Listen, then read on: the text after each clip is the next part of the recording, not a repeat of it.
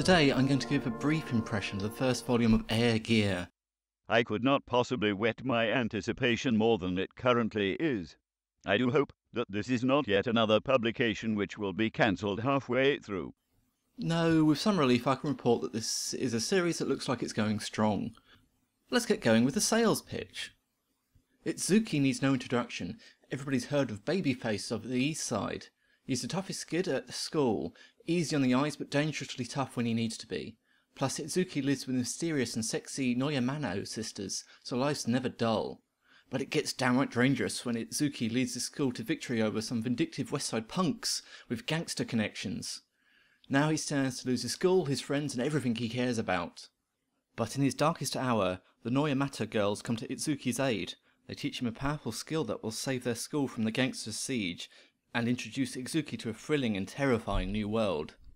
When I first saw the title, an impression formed in my mind that this would be a comic about sports. I hear that these are quite popular nowadays. That's what I thought at first as well when I saw what looked like an emphasis on rollerblades. But in fact it's more about gang warfare. Though admittedly all of the gang warfare is carried out whilst on crazy futuristic rollerblade thingies.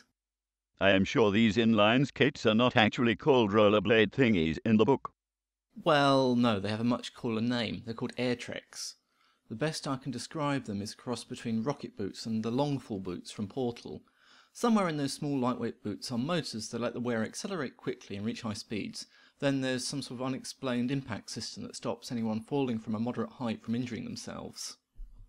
Inline skates are often associated with hoodlums and other ne'er-do-wells. Would that theme be explored in this material? Yes, that's where the gangs come in. Itsuki, along with quite a lot of help, goes against various gangs and gang leaders, and most of the fight scenes revolve around the use of air treks.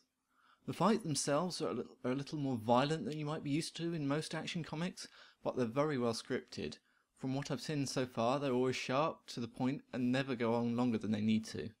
Plus the use of the air treks gives the combatants unique options that you wouldn't see in most other comics. What other topics are covered in this work?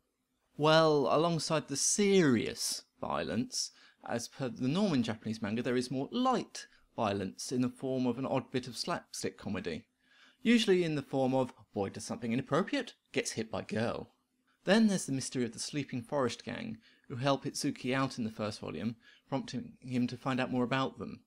Oh, and then speaking of exploring mysteries, there's the occasional bit of fan service. There's not that much, in the first volume at least, but if you're not into manly men picking fights and then trying to look at attractively proportioned girls in the shower, I think you may be put off by this series. I believe I may obtain this book for 7 of my British pounds. Should I make this purchase? I'd say probably yes. I must warn you that even without resorting to much blood or gore, there is actually quite a lot of violence and intimidation used in this book. It's a bit dark in places. But all of this is expertly used to make you really feel for the main character and to draw you into the story. It's a gripping read.